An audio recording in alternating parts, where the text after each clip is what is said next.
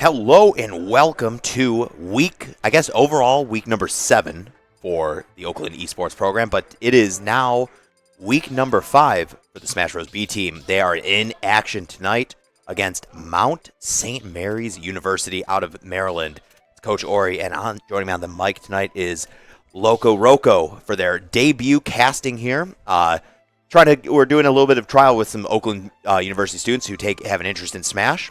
And Loco is here. Are you excited for tonight? Oh, yeah. I can't wait to watch some good Smash. Awesome. All right, guys. So while we kind of wait for both of these teams to kind of get set up, we're going to go over quick little details about this tournament. Oakland right now is sitting at 4-0 in the MEC, Midwest Esports Conference. Undefeated I think we're sitting at the top of the standings next to Michigan State. And then Mount St. Mary's, from what it looks like, sitting at 1-2, so kind of down near the lower end of the pack. There's, I think, 12 universities in this league, so everybody's going to be playing everybody. So there's still so many weeks of Smash left to be played. Yeah. I mean, that's exciting for the players, obviously. Just being able to play against a lot of different teams, being able to play all the different matchups, getting comfortable, getting familiar, being able to, I guess this is also, training for LAN, too, right? Yeah, exactly, yeah. There's just so much collegiate Smash that happens beyond just what we play every week online. And there's just it feels like countless amounts of in-person events for these players to be playing at. Because obviously, Smash, best played in person right next to your opponent. Yep. But looks like we are still getting some picks and bans decided. It does look like we are going to be starting with Judd Air. So we're going to have a Steve starting out at this. So it does look like Judd Air lost the coin flip between who's starting between them and Spectre. That's usually how they decide who starts game 1 of the Monday night games, is they do a coin flip to see who goes in first for game number 1, and then whoever didn't start on game number 1 goes in for game number 2. But I'm pretty excited.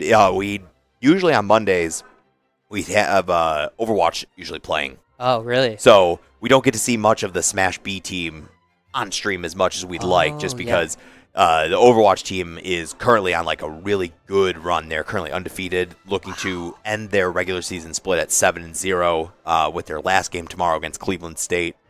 So tonight, special treat because Overwatch is playing on a Tuesday instead of a Monday. We get to see Smash be in action because normally, like I said, we don't get to see them play all too often. Yeah, we just hear them go. We just hear them as soon as they're done with their match on Monday. They're like, Coach, we beat them. Yeah. It's just another day, another Monday. Yeah, I mean, they've got how many? 8 more of those, hopefully? Yeah, exactly, 8 right? more of those. So yeah. we're doing really great. I'm glad to hear that all of our teams at Oakland are doing great. And I think are they still doing the bans? It looks like we might be going to small battlefield. That's what. Yeah, they are. Small battlefield currently selected. We're sitting in the arena waiting on somebody from the Mount St. Mary's side. It does look like they could be starting Wawa. I'm not too sure if we have any character information on Wawa. We'd have to wait for either Captain Rob to come in with some character updates to let production know so they could tell us. Yep. Because we were trying to do some research on these players, this Mount St. Mary's roster, and they don't even have. Most of these players just aren't even on the Smashers app or whatever it's called, Super Major. .gg, something like that, whatever is the player tracking information, because the players are going to events often. So, it's going to have to wait for a little bit to see who is going to be starting on this St. Mary's side. Yeah, I'm going to look at the next week for the B team, because they've got a few more. They've got 1, 2, 3, 5 more weeks left of competition, and it's crazy. They start about a week or 2 later than everybody else. Oh, actually, they started 2 weeks later than the Smash A team and the Overwatch team did. So while the A team and Overwatch are going to be deep into their playoffs run, the Smash B team is still going to be going through their regular season, because how it works for this MEC league is, I think it's going to apply more into the spring than in the fall. But at the end of the LAN, whoever are like the quote unquote playoffs is going to be the top like 8 teams from the standings, and then they will go to a final like the LAN in person, and then they'll play an 8-person tournament to see who's the champion of the league. But it does look like we're getting into action, and it is Wawa on Wolf. Oh, might be just doing a quick button check. Yeah, it doesn't seem like they're really approaching, so yeah, probably. Oh yeah, definitely just seeing some quick little movement tech here from Judair and Wawa. So both players are self-destructing real quick, and then we'll be getting into game 1. It's nice to see that we've got Wolf versus Steve. I think this is going to be a really interesting matchup, just because I know that Judair has a lot of like character-specific tech for dealing with characters when they're recovering. Yeah. And I think Wolf is one of the few, especially I think it just has to do with a lot of the spacies. So Fox, Wolf, Falco. He's got a very specific setup that instant, like, either if they mess up on their defensive reaction to it, they're going to just that stock's lost instantly. Yeah. Or if they do the correct thing that doesn't result in the instant KO, he's going to be there with like a forward smash. Yeah, exactly. So he's got all options covered, but right now he's just walking the Wolf. Walking the dog. Just using that neutral air, or the walking jab. Yeah, right now he's just putting blocks up, like Steve's usually tend to do. Yep. Building the wall, making sure to give enough space for materials. And that wood refresh, actually. Still on wood tools, which is kind of surprising since I guess we haven't really found too much stone, but... Yeah, not too much stone, not even a piece of gold or a diamond yet. Yeah, but being able to rack up a lot of damage is really helpful. Catching with that down smash. Oh, and good recovery. Going high, and manages to escape the ledge trap. And Up smash is going to catch out of minecart, though. Once you see somebody caught in that minecart, it's just game over for that stock. Yeah, here comes the up tilt trains into the up airs. That's 77%. This is why Steve is a character in this game. He's fun. Good escape though with that wolf flash. Yeah, we're seeing Wawa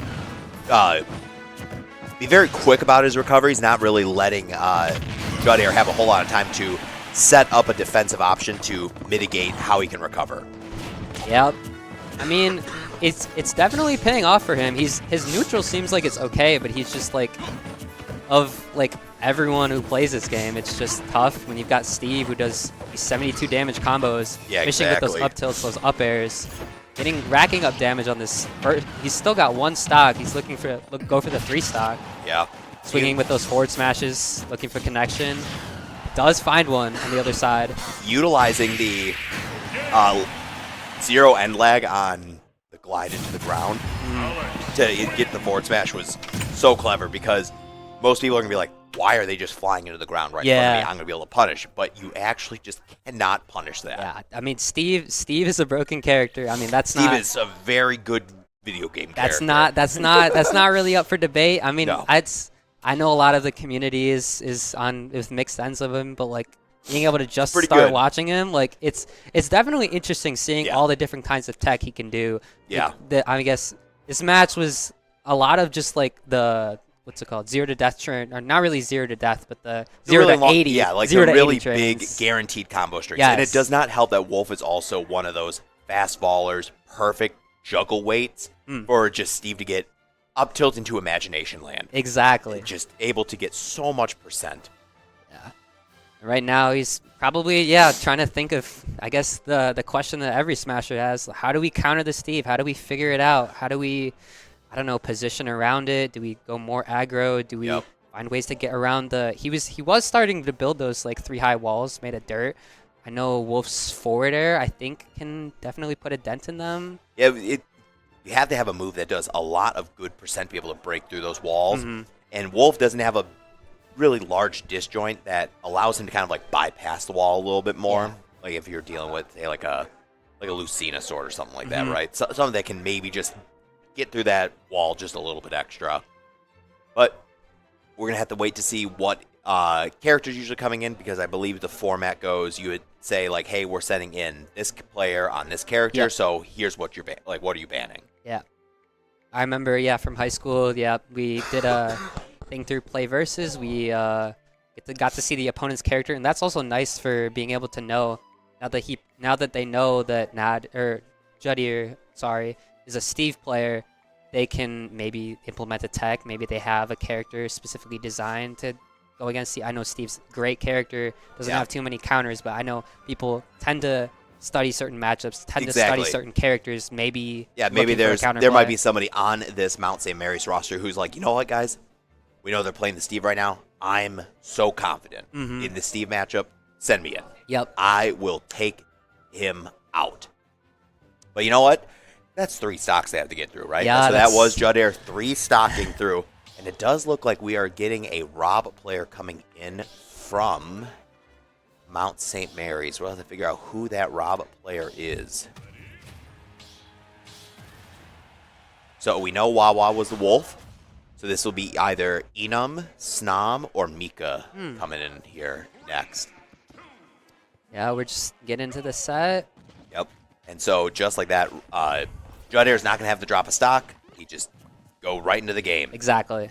And Rob, I think, might be able to have an onslaught of projectiles and large enough to be able to deal with Steve at least a distance, right? And Rob is such a strong character on their own. Yeah. Where the moment you're a character at like 50-some%, you have to be conscientious that you could also very well lose your stock due to that rotor arm. Like a forward air rotor arm, it's over. The gyro combos are definitely going to play a big part. All it takes is one, and that's a stock gone. But right now, he's definitely doing good with the wall play.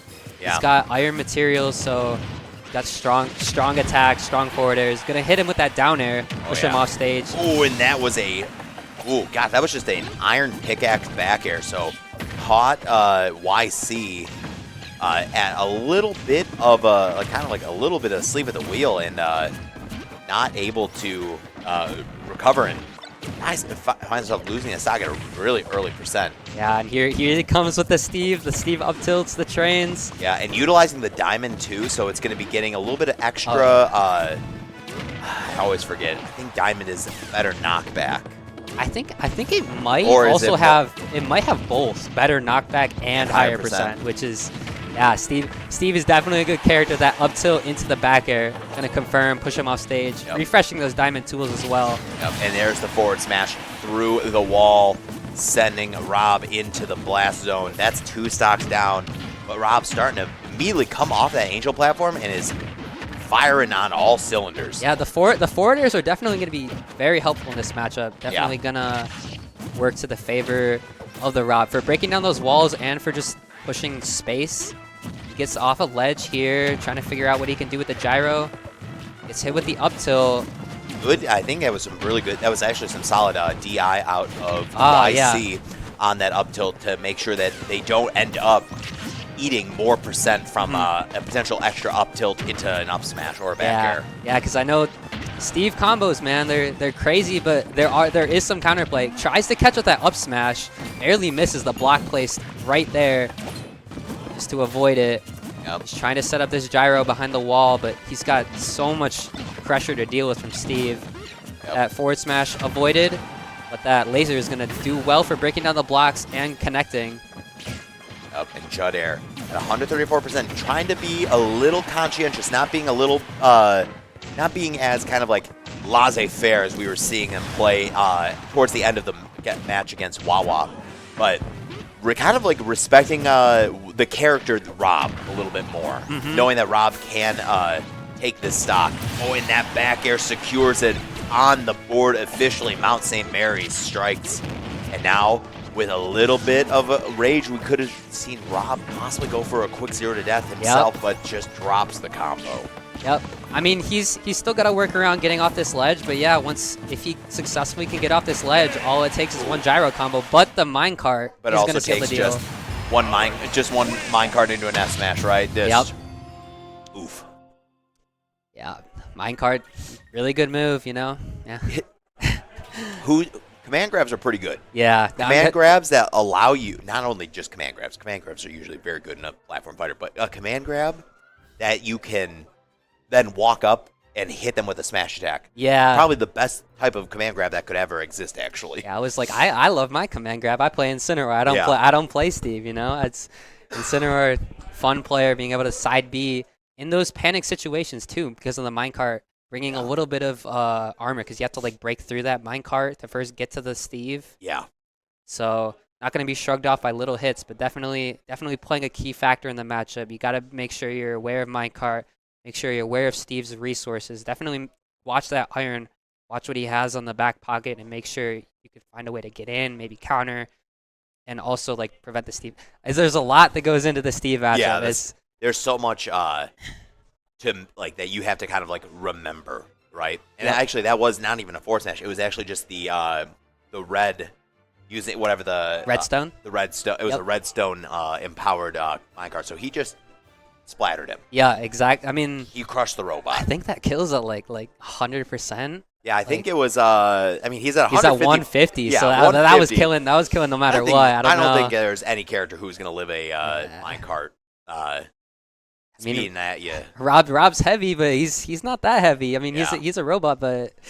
Yeah, nothing's gonna stop it. The minecart freaking barreling right at you. You know, 173% after the hit too. Wow. You're just, you know what? Your good is gone. So we are gonna be waiting on this third player coming in from Mount St. Mary's. So we've seen Wawa on Wolf, YC coming in on the Rob. I'm trying to think, what do you have to send in? This Steve still has 2 stocks left. You gotta start saying some Hail Marys, I guess. Yeah, I mean, they got there. We should be glad that they took that last stock too with that back air. That was a well placed back air though. Yeah. Right off of ledge, right when he came off ledge, hits the back air. Steve's gone, but then he couldn't really mount that much percent. He tried to get the gyro combo started. He's trying to figure out, well, we've got our next character. He's going to be Cloud. Ooh, now this will be an interesting matchup. We don't know which player's coming in with Cloud, but this is a matchup that I know Judd Air is so familiar with. Oh, okay. With one of the arguably the best Cloud in Michigan. Anthony Isn't Cool being a Golden Grizzly. This is a matchup that in practice he just gets often. Yeah. I mean, being able to practice at the Bear Cave, practice every day, just hanging out with friends. Exactly. Always a good time to make sure you get the match, especially when your friend's really good.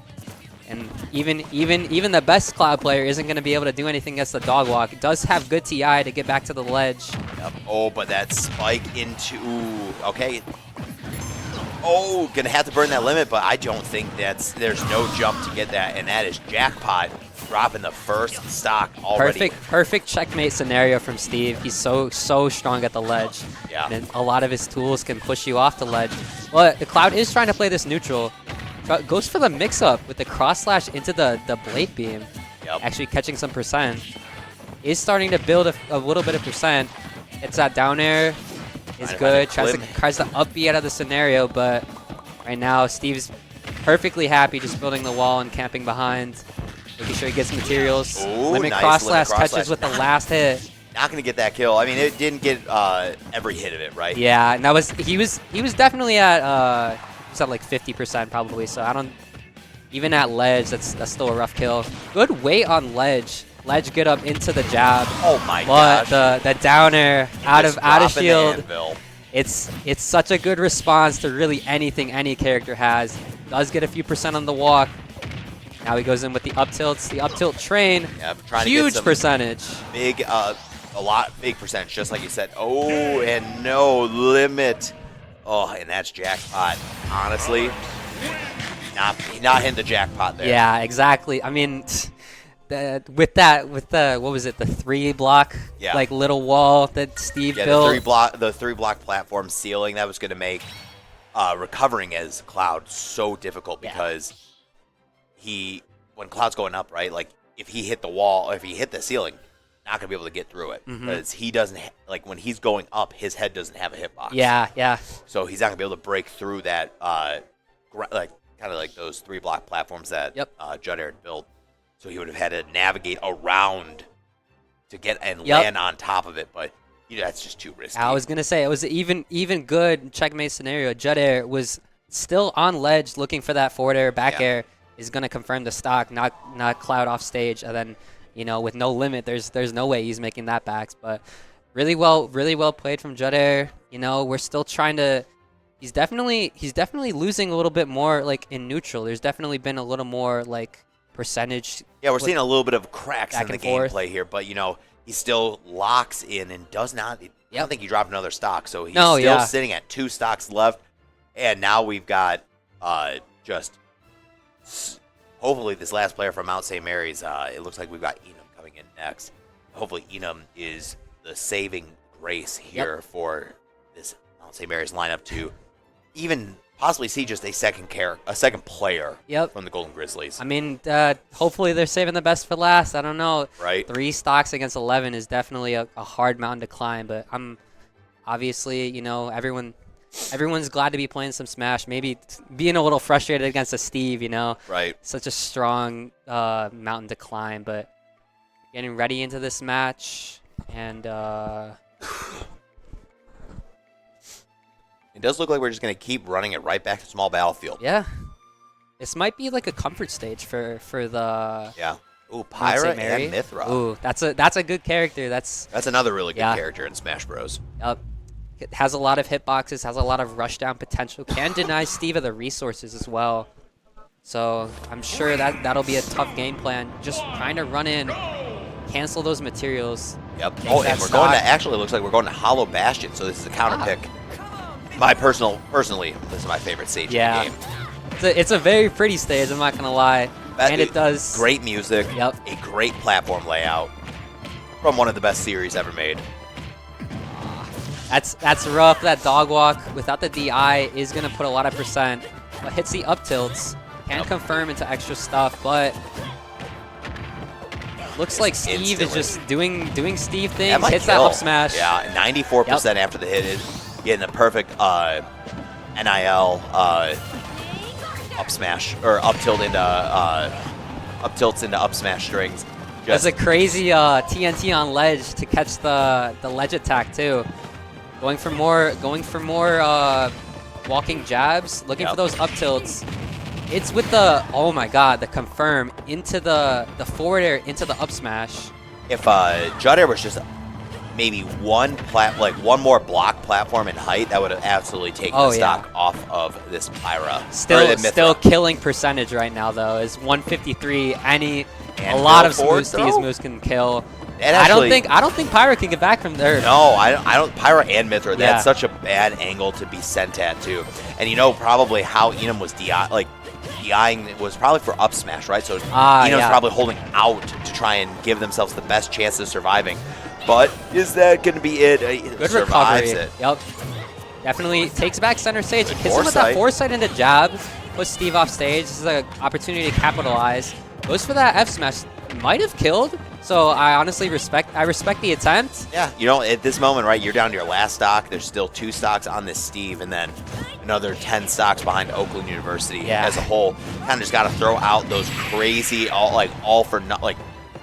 for all moves, but I do not think that is going to be it, and that is a 11 stock victory here in game number 1 for Oakland University. Yeah, that was strong showing from OU. Oh, definitely. The Golden Grizzlies, we're shining a little golden right now here at a dominating match 1.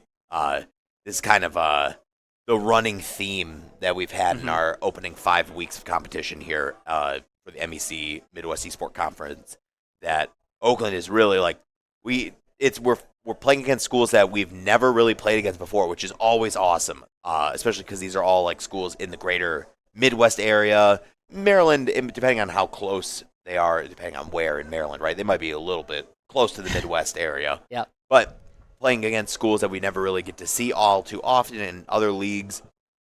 So it's really cool. That's kind of how you get to build new little school rivalries. Yeah. But as Oakland here heads into game number 2, we're probably going to be seeing Spectre start the game. So we'll see Spectre come in on their Ness. But I think while we wait for game number 2 to get set up, guys, we're going to cut it to a quick break. And when we get back, we'll be into game number 2 of Oakland University versus Mount St. Mary's University. Stick around. We'll be right back in a few. Power through the tournament with the high-quality protein milk provides to stay energized and focused throughout the game.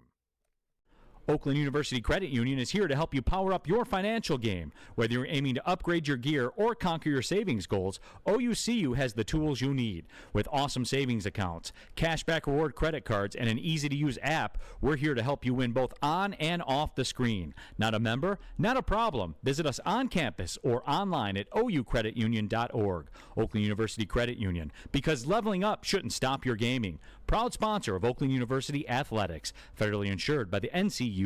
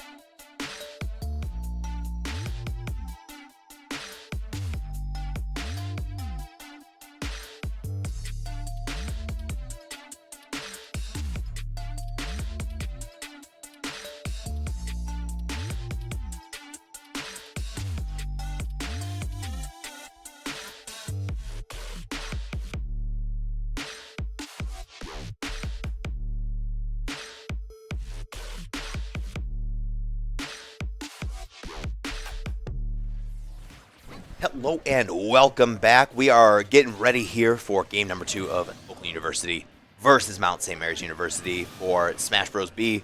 We got a quick button check happening. On the Oakland side, we do have Spectre on the nest coming in off the bench. You know, he wasn't able to play in game number 1 because Judd Edwards is doing too good. Yep.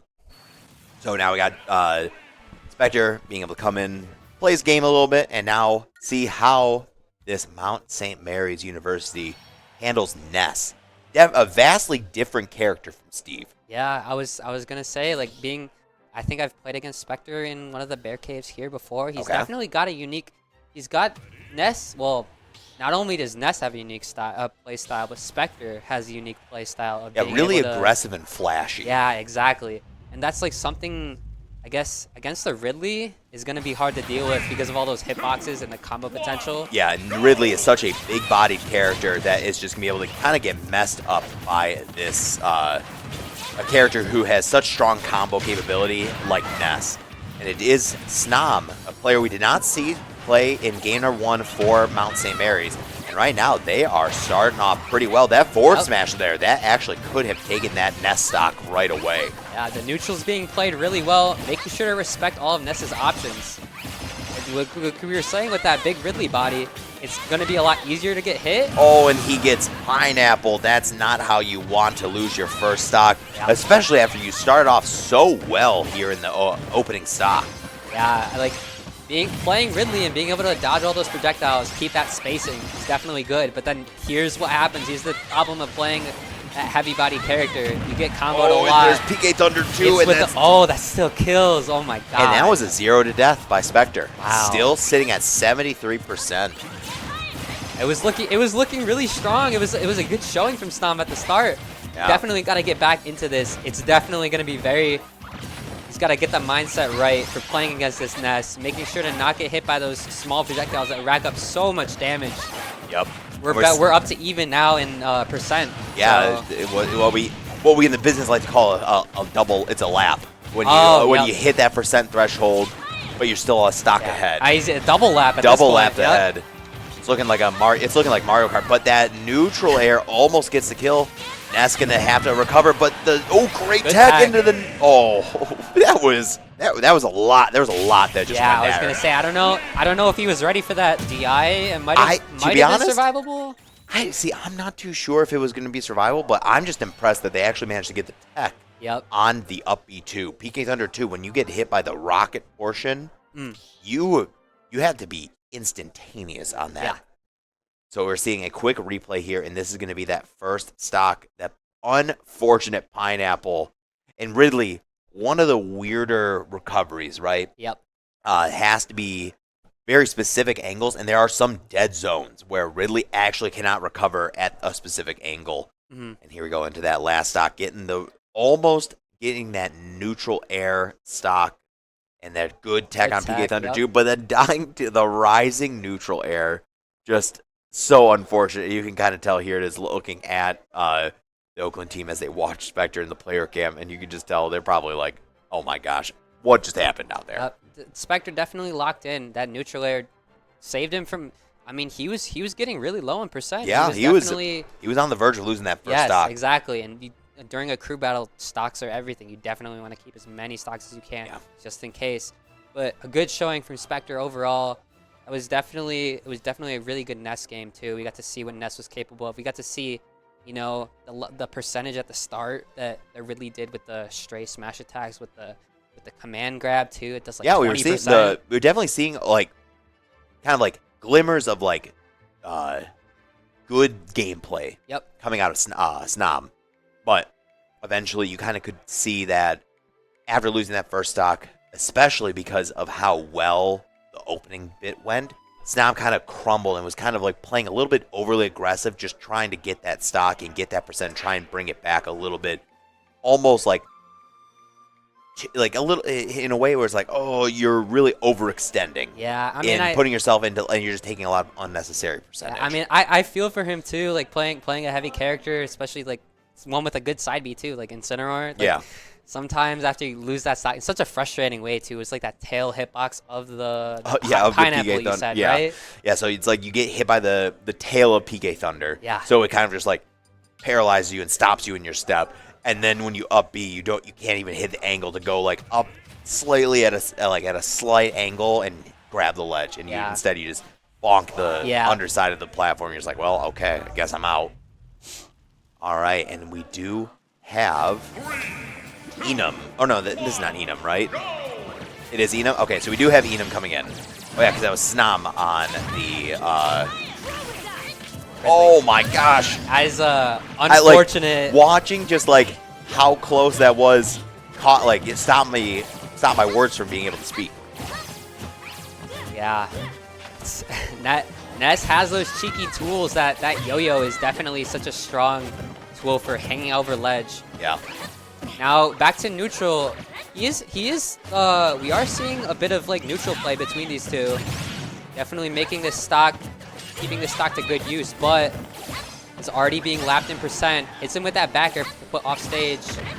Yeah. Throwing out so many smart hitboxes. Oh no, and a missed tech.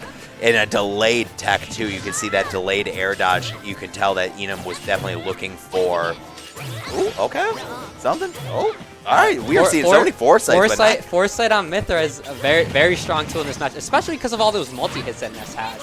If you foresight just one of those multi-hits, you can get maybe a forward air, a little bit of a confirmed punish. Might not be as you wanted. Tries to go for that 2-frame attempt on the down smash. Now, not going to get it, though. Looking for the stray hits with Pyra. Definitely a good way to rack up damage in zone. Gonna be a tough way to recover. Good recovery. I was actually so nervous that was not going to grab the ledge.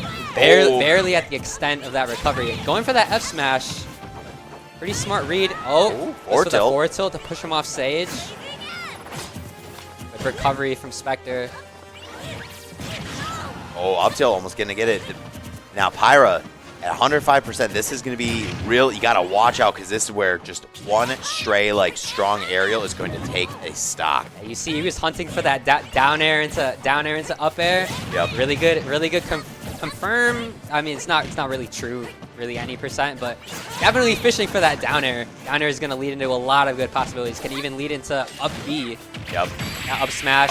Barely whiffs and good punish by Spectre. Yeah, you could tell there. Spectre was really dancing around, kind of trying to force Enum into a roll situation or a bad spot dodge. Definitely wanted to just get that grab, get the back air in the back throw, just because even though Pyra is heavier than Mithra, still a pretty light character. Yeah, I mean, I think she's got 96 weight. She's around that kind of middle weight area, I believe. Mid to lightweight. Yeah. I mean, I know she's got same as Pit and same as I think Roy even. Okay. Well, Roy might be a bit heavier. I'm not sure because he's a sortie. Yeah. But I mean, he's definitely not among the heavyweights. Definitely not going to survive. Definitely the opposite of definitely a character you could consider an opposite of a heavyweight. Yeah, exactly. Yeah.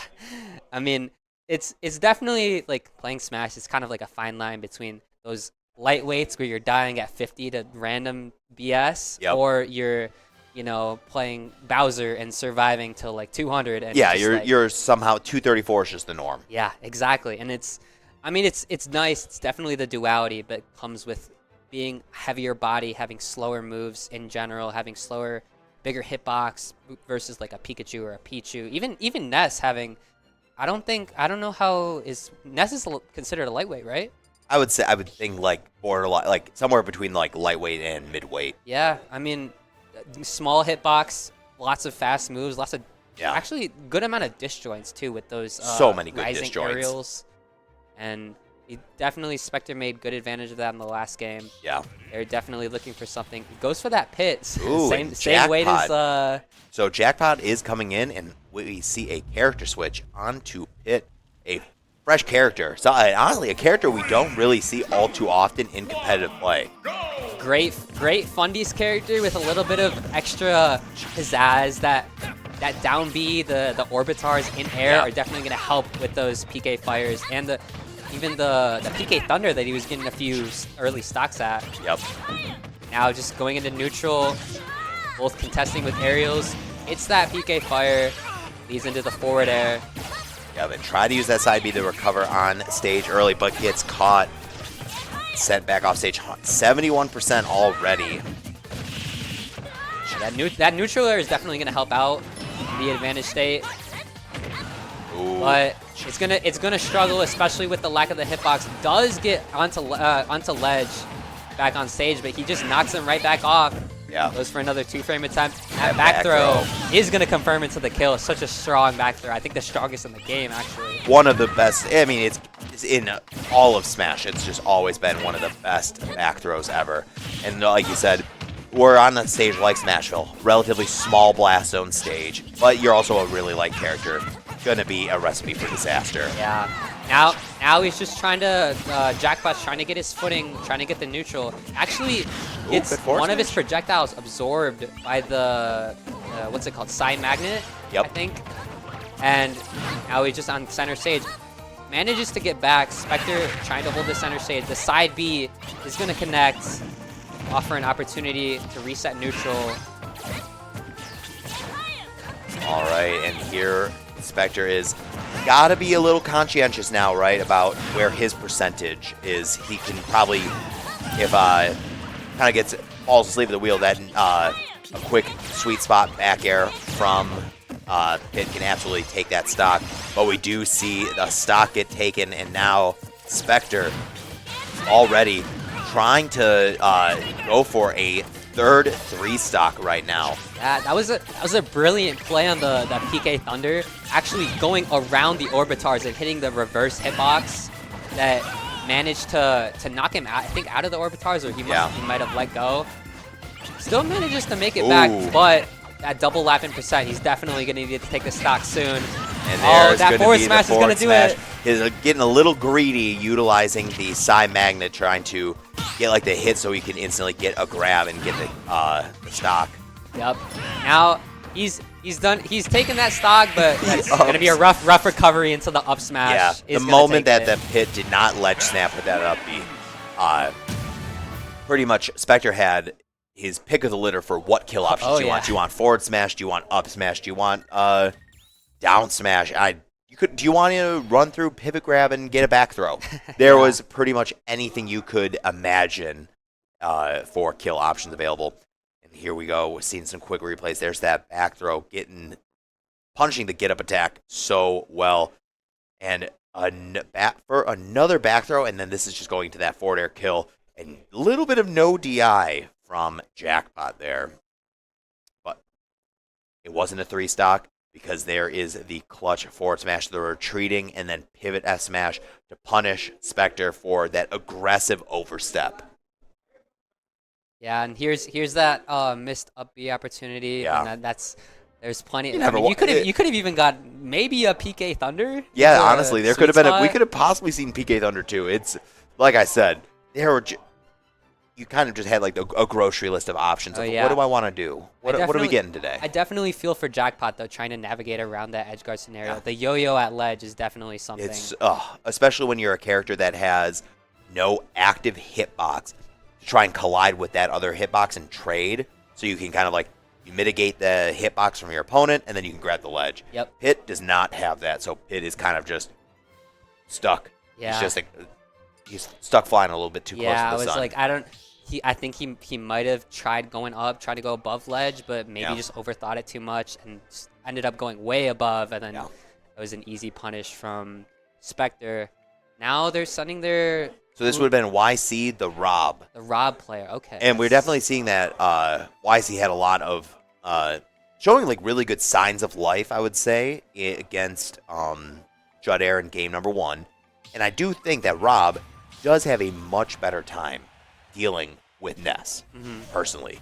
So I think we might be seeing now, this is like YC's moment, like, yes, Ness, I for sure have this. Yeah, it's the same scenario as last game now.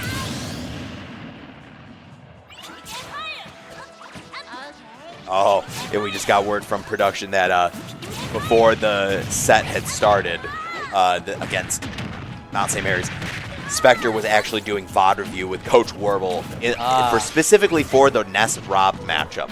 So this is there's definitely some quick, like, all right, now I know what to do going in. So we got some of that nice quick prep work. Being able to matchup study is definitely important, but it all comes down to the gameplay. And right now, he's hitting him with those PK Thunders, keeping him in that juggled state. Yeah, keeping Rob trapped in disadvantage. Despite all of Rob's like really good aspects when he's in the air, sometimes though his big bodiness is his Achilles heel, and he can just take too much percent just trying to get back to the ground. Yeah, taking all that percent and then easily getting caught by that back air. Yep. Totally the sweet spot, I think, too. Totally gonna take the stock. It's that side magnet with a huge heal. Now he's going for those trains, the combos. Being put on upstage, but definitely still an advantage. It's that PK fire. It's put up in the air, tries to follow up with the up air, but now we're sort of reset. It's the grab. Oh, good call out on the defensive jump option of YC. Narrowly takes the stock off the top with that up air. That was a really good call out for reading the habits. Oh, the little release on that grab, good mash. Oh, into the back air. Side magnet into the beat, like Ness is kind of like Fox and Falcon where they can turn themselves around in their down B.